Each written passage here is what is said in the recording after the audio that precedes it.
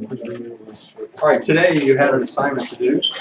Let's get that out. We'll go over the questions and then we will review for your test tomorrow.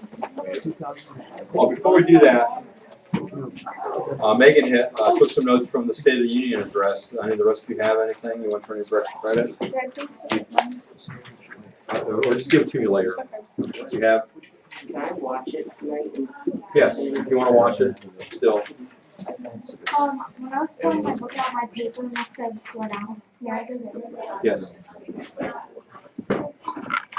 All right, I don't want to spend a lot of time talking about it, but does anybody have any quick comments about the State of the Union address or the response?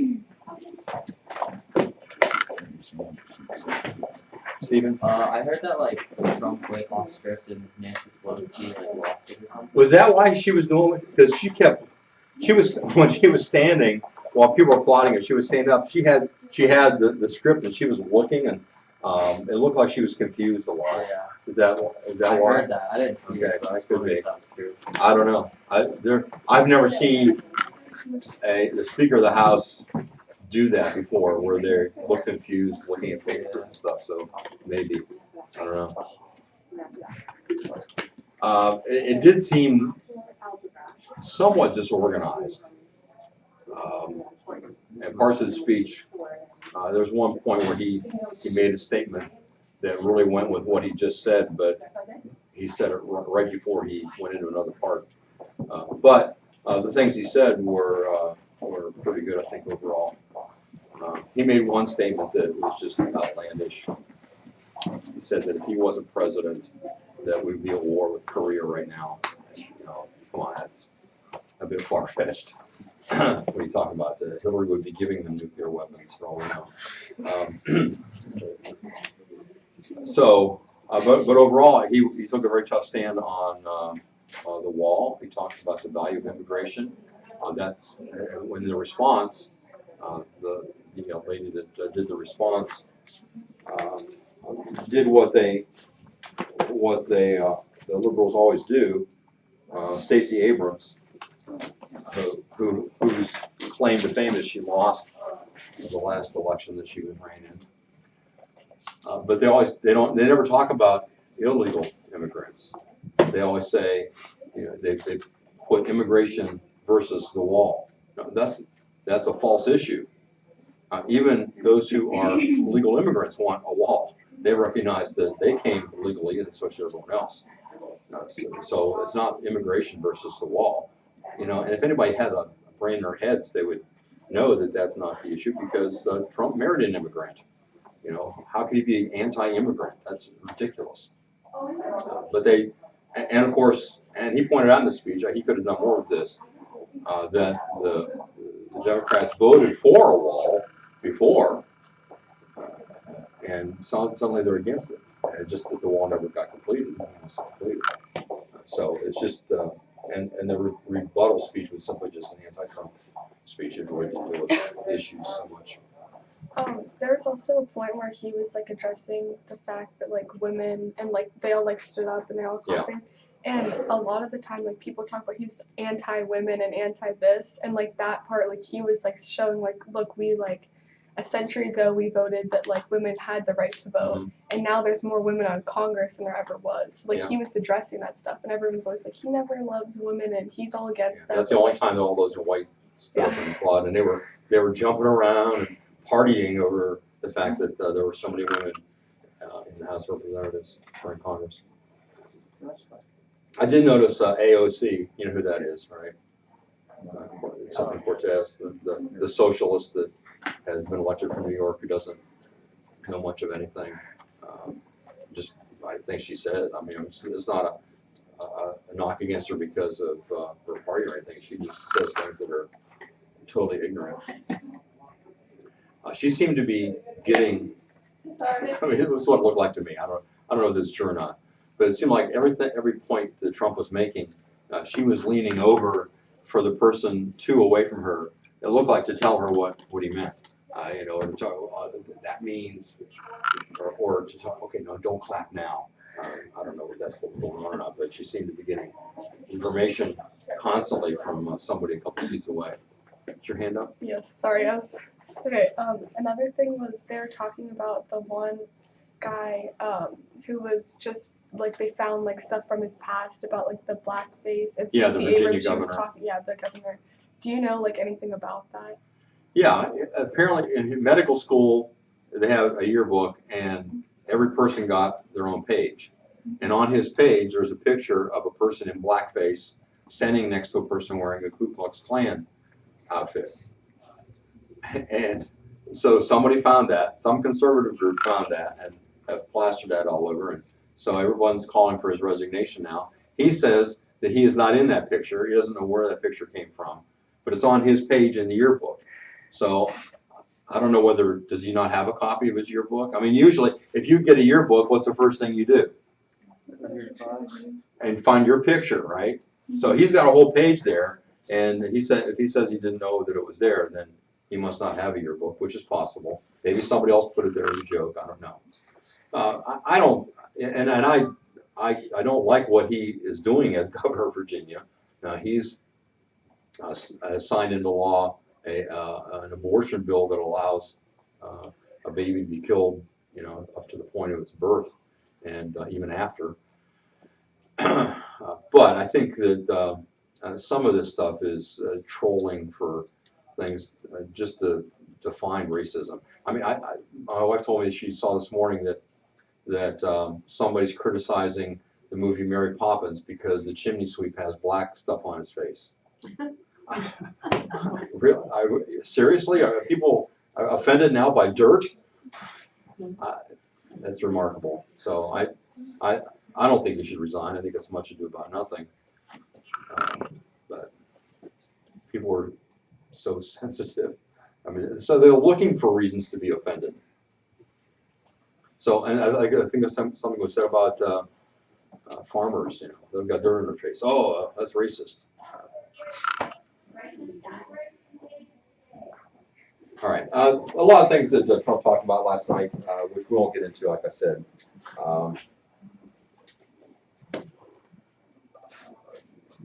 And it's interesting to see the media's reaction to a lot of it too. All right, so we want to talk more later. We can't, but let's today or right now get to the questions that you had to do, which are on page 167.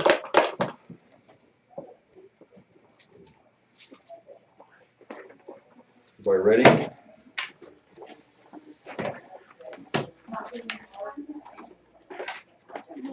Yes.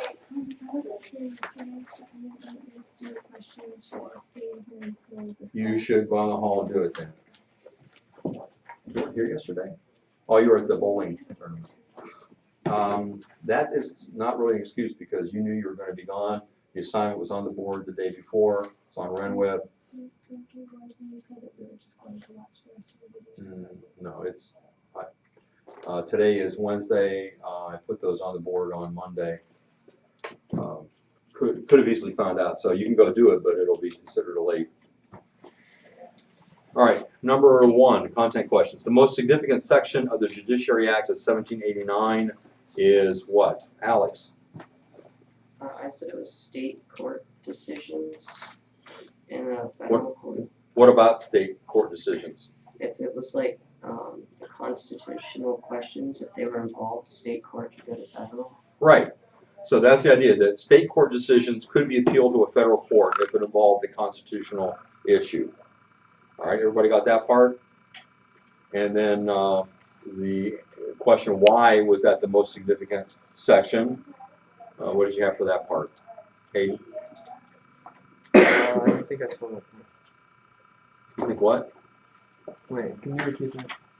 It's in your book. It's why. It's number 1. The second part of number 1. Did you answer it? Oh, okay. It declared the supremacy of federal courts over states? Yes. Okay. Snap back into our world here, so we see what's going on. 2 points then. One is that state court decisions can be appealed to federal courts if it involves a constitutional issue. And then secondly, the reason why that's important is because it established the supremacy of federal courts over state courts. Any questions? All right, number 2. You were to match phrases with the amendments to the Constitution. So A, fair judicial procedures for the accused. Which amendment does that go with? Steph, I had, amendment 5 through 8. you had what? Amendment 5 through 8. Okay, which is the third, number 3, if you just put numbers. So A is 3. The second one, extent of the national government's power restricted to the bounds of the Constitution and powers reserved to the states and the people. What do you have for that, Jessica? 4, right, amendments 9 to 10. C, security rights of the individual would be what? Lahana? Amendments 2 to 4. Which would be number 2, correct? And D is freedoms of conscience and expression. Where is that, Nate? 1. Yes, which would be amendment 1. All right, 1 point for each of those, so 4 points for number 2. Any questions? A is 3, B is 4, C is 2, and D is 1. All right, number 3, what did Hamilton offer the South in order to win Southern support for assumption of state debts by the federal government? Sophia? He gave the promise to locate the federal city in exchange for their vote on the assumption. Right, so to build a national capital in the South. Did you say in the South? He gave it to them to locate it. To them. Yeah. To The look. South. Did you say South? Mm, I don't remember hearing the word South. Yeah, I'm saying like that was in the question. So what did he give them? And I said he gave them the promise. Oh, okay, to because it locate says South in the question. Okay. Just want to make sure we got that in there, that it was in the South. All right, any questions about your answer?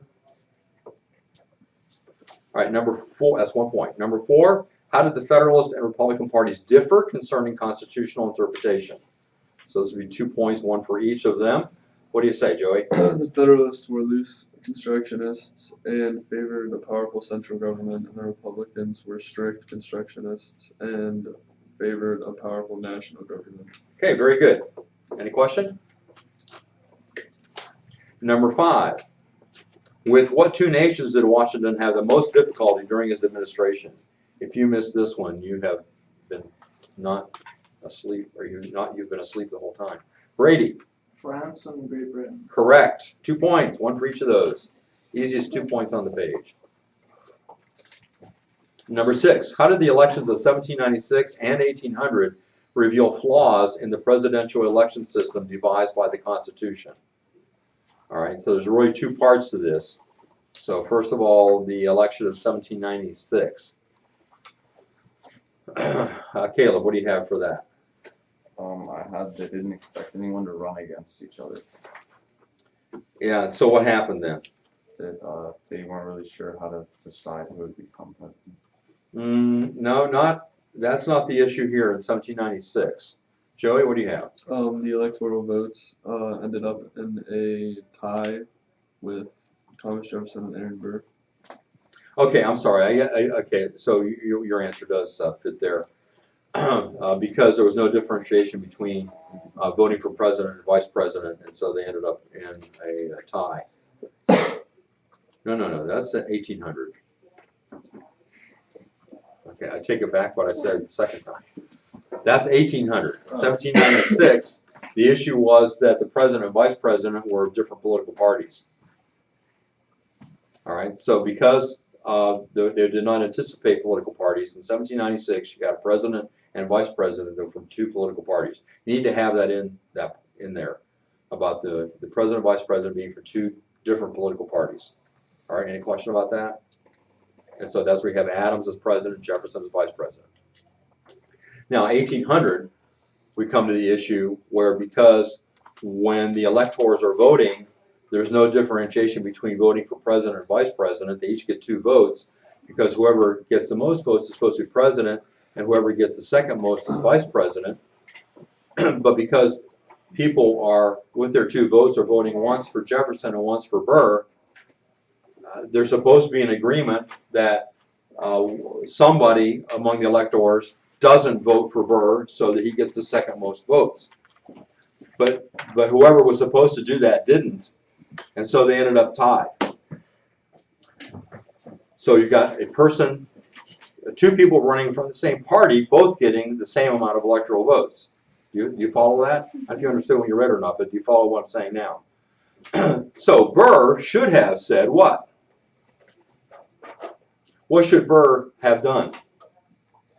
He's running as vice president under Jefferson, but he gets the same amount of electoral votes as Jefferson. So what should he have done? Michaela? No, the election's already over. What should he have done at that point? Hey, you guys are not getting it. Joey. Forfeit and give the spot. Yeah, he should have conceded it because he agreed to run as vice president, right? So should he then be trying to take over as president? No, but he does. He sees a chance to be president. So whenever there's a situation, according to the Constitution, when no one person gets enough electoral votes to be president, doesn't get a majority, in this case they tied, who then decides who will be president?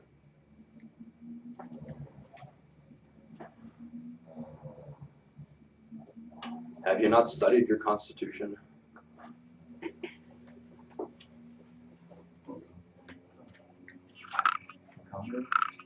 A little more specific. The House of Representatives decides who will be president. Now, this is where it gets interesting, if it wasn't already. The Federalists have won the election. Not only the president and vice presidency, which is still up in the air, but they also took control of Congress. Except, what's the problem? The new Congress hasn't been sworn in yet. So who makes up the old Congress that has to decide who's going to be president? What political party? The Federalists. Remember, at the end of the time of John Adams, we had all these midnight appointments, trying to get as many Federalists in judicial positions as possible.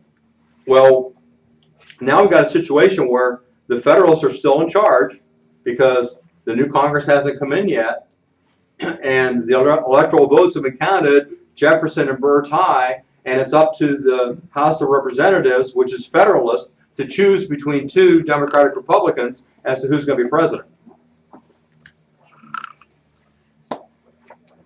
So what do?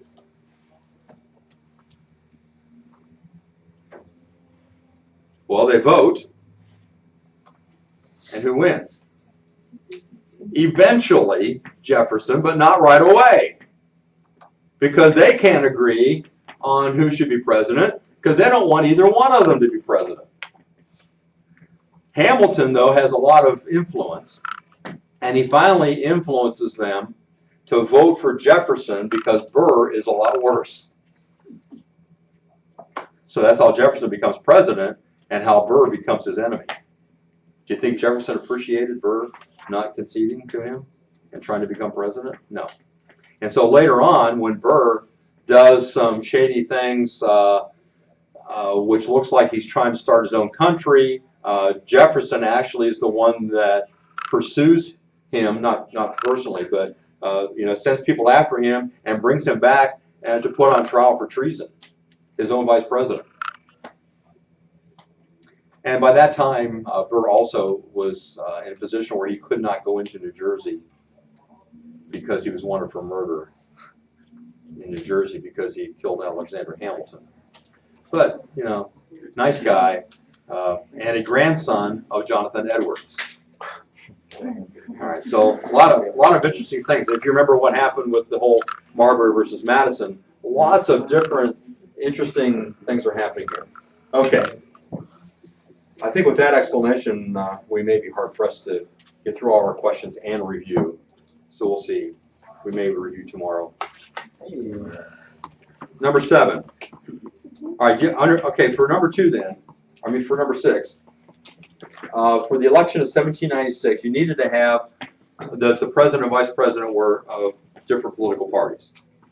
The problem with the election of 1800, you needed to have that the president and vice presidential candidates both got the same number of electoral votes and therefore tied. At least have something like that. You didn't have to have the rest of it that I've just explained. So any question about your answers there? So 2 points on number 6. Number 7 then. Why was the French-American conflict of the 1790s called a quasi-war? Well, what was a quasi-war? Wahana? It was an undeclared war. Right. So it was a war. It was like a war, but it wasn't ever declared. So it reminds me of what happened in Korea in the late 40s, early 50s. We fought a war there, but it wasn't called a war. It was called a police action. Yeah. Number 8. Any questions on number 7? Number 8. What acts gave the president the power to expel or imprison immigrants? What's that called? Megan? Say it again. Alien Act, or the Alien Acts. All right, and then the second part of that is what acts prohibited treasonous speech? What is that, Lydia? Sedition. Right, sedition acts. Sedition means to work against someone or against the government. So they viewed any magazine article or newspaper articles that were against President Adams to be sedition or treasonous. They had enough of what happened during Washington's term and passed these laws against seditious words spoken against the government. So 2 points for number 8 as well. 1 for alien acts, 1 for sedition acts. And normally they're lumped together, the alien and sedition acts, because they were passed very closely together by the Federalists. Okay, so we have 16 points altogether. Count up how many you missed, put it at the top of your paper, and circle it, please. Make sure you have been diligent in the correction of your paper. If not, I'll take more points off. Let's see, we have until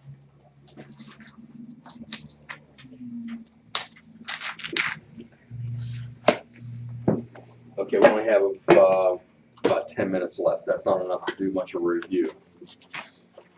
So this is what we will do. Tomorrow is Thursday. We'll have our review tomorrow and the test over Chapter 8 on Friday. Any questions? Okay, let me have your papers and then we'll talk a little bit more about the State of the Union address.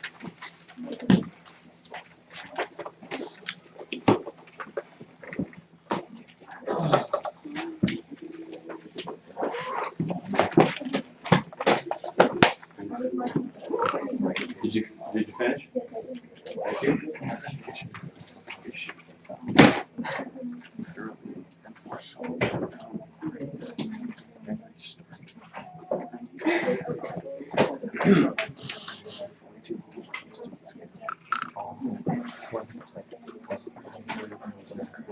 I'll go through some of the things that President Trump mentioned. One of the first things he said was that victory is not winning for our party. Victory is winning for our country. Well, that was a pretty good statement. That'd make a good bumper sticker. Probably too much information for a bumper sticker. Probably too much information for a lot of people to grasp. But good point. He recognized World War II vets that were there. Recognized Buzz Aldrin, who was an astronaut. And he made a statement that got a lot of applause, and that is that other nations can't compete with America. It may sound like arrogance, but the United States is the greatest nation on earth, and maybe the greatest nation in history. If you think about the fact of the liberty we have, the opportunities we had, particularly after World War II, to take over the world and didn't. Instead, we rebuilt our enemies. What nation has ever been like that? In the 21st century, though, he said we need to choose greatness. He talked about the economic boom that has occurred in the last couple of years, where there have been 5.3 million new jobs. That's amazing. Wages are rising. contrary to what you hear the other side saying. 5 million people have gotten off of food stamps. Unemployment is the lowest in half a century. But you know, he's not for the working man. African Americans, Hispanic Americans, and Asian Americans, all Americans, have the lowest unemployment ever in history. But you know, he's racist. So that must have happened in spite of him. You know, he keeps working hard to put races down, but they keep getting jobs anyway. It's remarkable. He says there are more people working today than ever in history. Yes, Michaela. Isn't it true that Trump got an award that said for employing? Yeah, when he was in New York City, he got an award from the NAACP because he hired so many minorities. So he was awarded, he got a trophy of whatever, and now those same people are saying he's racist. Why? On what basis? He didn't appear in blackface anyway. I have two questions. Was Trump hated as much as he is now before he ran for the presidency? Oh no, no, everybody loved him. Well, as much, I mean, some people hated, you know, his persona on TV. Yeah. And I never cared for him that much in that way at all. But he was good buds with all these Democrats that are now calling him a racist and a bigot and all this stuff. Alright, do you think he's liked more by society now than he was in 2006? He's more what? Liked by Liked? society now? By people in general? Yeah. By what we call the flyover district? Yeah, You know what I mean by that? sure. No, you don't. Don't pretend you know. See, there are two Americas, all right? There's East Coast, West Coast America, which is which is predominantly liberal, and then there's the flyover America, which is all the America in between. And flyover America is conservative, if you, except for some of the cities. If you look at a map of the last election, in fact, you can look at a lot of elections by county, you will see that if red is a Republican, voted for Trump Republican, the vast majority of America is red, and it's all in the middle. But along each coast, it's blue. Now, there's some blue counties here and there, mostly in the cities. But so what the general public, the polls last night show that the approval of his speech by Republicans was 80-some%. By Democrats, it was, I can't remember if it was 20 or 30%. I'm surprised at that even. That's high because of the hatred that's out there. But among independents, what was it? It was over 50%, I think. I can't remember what it was exactly, but it was kind of surprising that among independents, people who don't claim to be Republican or Democrat, the majority of them liked what he had to say. And I don't know how you could not. I mean, I don't know how you could sit there and not applaud when you hear things like where they'll have the lowest African American unemployment in history, and yet black leaders are sitting there. Oh, apparently they don't like that. Well, maybe they don't, because if there's less dependence on government, there's less electing those people, the people that are wanting to have a socialist government. Oh, by the way, one of the things he pointed out is that we will never become socialist. And he criticized socialism. And Pelosi applauded that. Okay, I'm not sure how Pelosi could applaud that. But she did. I don't think AOC did. And Bernie Sanders did not either. He looked very unhappy during the times we saw him on his speech. I think they zoomed in on his face when he said that. Yeah, you're right. Let's see. He talked about eliminating the Obamacare individual mandate penalty. And of course, got applaud from one side, not the others. He talked about passing the right to try bill, which says that if a person has a terminal disease, they ought to be able to try anything. Not have to wait for it to be tested and all this stuff. If you're dying, what harm is it going to do for you to try something? right? But it was against the law to even try experimental drugs. He said that his administration has cut more regulations than any other in his entire tenure, than any other administration in their entire tenure. In other words, in his 2 years, he's cut more regulations than any other president has done in their entire 4 or 8 years. And he said companies are coming back to America. The U.S. now is the #1 energy producer in the world. Years ago, people were saying, "Oh, we need to become self-sufficient in our energy." You know, a lot of Democrats were saying that too. Well, now we not only are, that's why self-sufficient. We are importing energy, but we're exporting energy as well, which is remarkable. Our economy is the envy of the world. Our military is the most powerful by far in the world. And he said the state of our union is strong.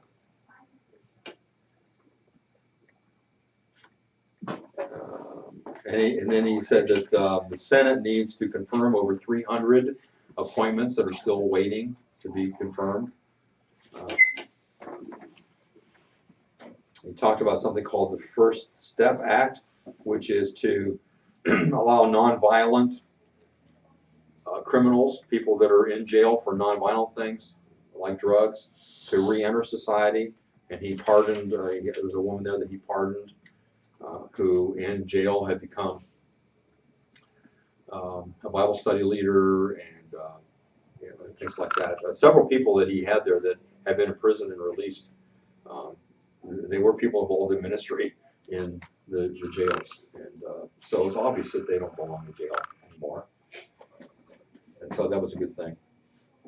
I said, but then he went to the urgent national crisis he said that, and he made this point, legal immigrants enrich our nation in countless ways. Yeah, we all agree to that.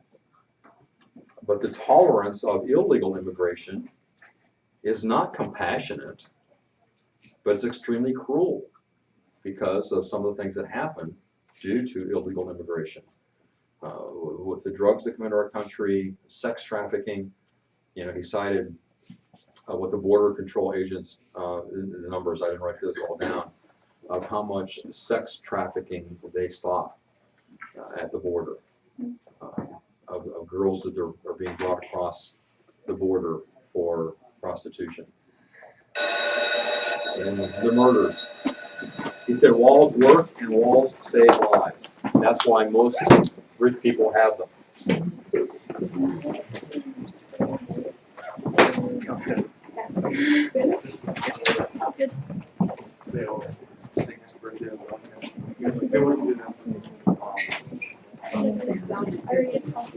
Thank you.